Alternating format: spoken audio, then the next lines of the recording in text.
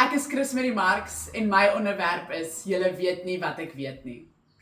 Driekus Du Plessis, rugby wêreldbeker wenners met een enkele punt. Die skoonheid en volheid van land, berg, see, mens en dier. Eenheid in andersheid. Dit is my land, Suid-Afrika in 2025. Maar my land is ook die omstrede Bella en nasionale gesondheidsversekering wetgewings. Armoede, werkloosheid, onmin en ontrou. Ons andersheid en ons eenheid is dan eintlik 'n vloek. Of is dit, voorsitter? Die vraag is dus, wie gaan wil bly in 'n land wie se gesig soos 'n tweesnydende swaard is? Een kant, passievol, suksesvol en toekomsgerig. Die ander, kil, vervalle en amper uitgedien. Ek wil, dames en here, ek kies hierdie land van paradokse elke dag, gewillig. Ek verduidelik graag. Eerstens, reg en geregtigheid geskied tog in hierdie wettelose land. Tweedens, boer die ekonomie agtertoe, maar ook vorentoe. En laastens, is ons versoenbaar in ons andersheid. Eerstens, is wetteloosheid Suid-Afrika se daaglikse brood. Want regeringslede se skaamtelose korrupsie op byna alle vlakke van bestuur, lees soos 'n riller. Sê ek wat enkele oomblikke gelede u laat glo het, voorsitter, dat ek vrywillig my gebroke land weer en weer sal kies. Miskien weet julle nie wat ek weet nie, dames en here, dat ten spyte van die wetteloosheid is reg en geregtigheid tog wel net sigbaar. Op 16 Januarie 2025, byna 3 jaar na die vrystelling van die bekende Zondo-kommissie se verslag oor staatskaping, berig die redaksionele skrywers van die webtuiste corruptionwatch.org.za in die artikel Staatskaping gevalle om vooruit te kyk in 2025, dat verskeie staatskaping verwante sake in 2025 in ons howe sal voortgaan of in alle erns sal begin. Een so voorbeeld is die bekende Transnet spoorvervoersaak. Verskeie van die staatsinstellings se uitvoerende gesag, naamlik voormalige uitvoerende hoof en lid van die parlement, Brian Molefe, en hoof finansiële beampte, Anna Singh, staar korrupsie aanklagte in die gesig. So ook Regiment Capital, wat deel was van 'n tender om adviesdienste aan Transnet te lewer. Advies wat duidelik nie tot voordeel van die Suid-Afrikaanse belastingbetaler was nie. Oudregter Zondo het bevind dat Transnet die sondebok was vir tot 80% van die koste van staatskaping.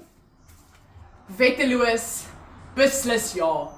Word die saak daar gelaat? Beslis nie. Trouwens, nasionale direkteur van publieke vervolging, Shamila Batoy, so berig Corruption Watch, het 'n beroep op die regbank gedoen om staatskapingssake aan die mees ervare regters toe te wys, om groter sukses in die howe te verseker.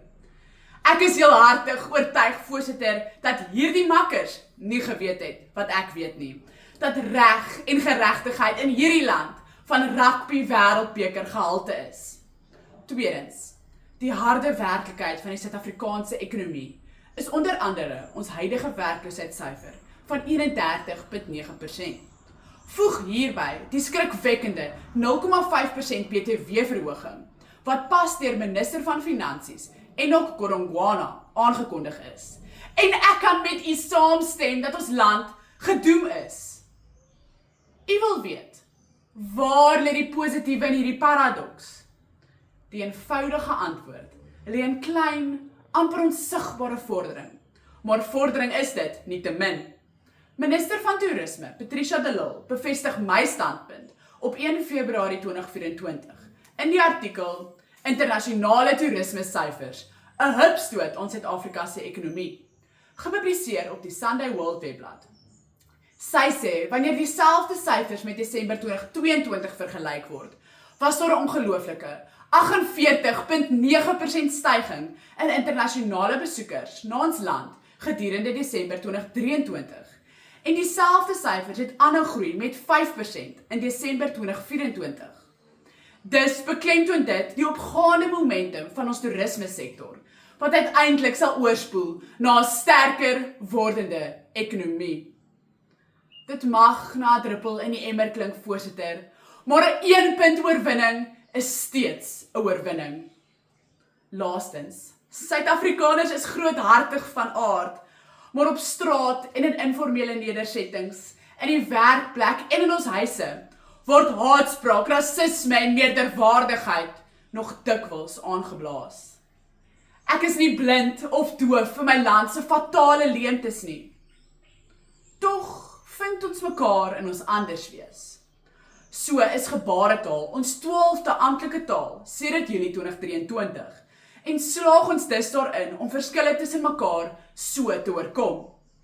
Hier op ons eie voorstoep berig Netwerk 24 joernalis Lisa Solomons op 18 November 2023 oor 'n Stellenbosch finale jaar mediese student Sarah Camp, geïnspireer deur Maties Prof Thuli Madonsela se studenteskuld verligtingsinisiatief, wie 1500 km vanaf Kaapstad na KwaZulu-Natal met haar fiets afgelê het, om fondse in te samel vir medestudente se studieskuld.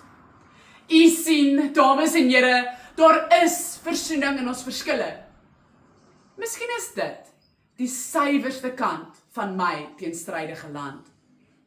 Voorsitter, ek sluit af. Ek ontken nie my land se foute en flaters nie, maar ek eer haar vir die goeie.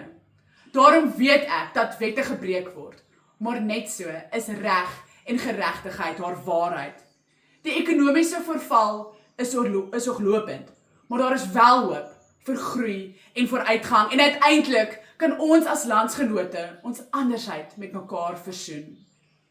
Hierdie teenstrydige, weerbarstige land hou my hart vas in die holte van haar stikkende, maar sterk hande. En ek bly net hier, waar ek daagliks hoopvol bly vir genesing, guns en genade.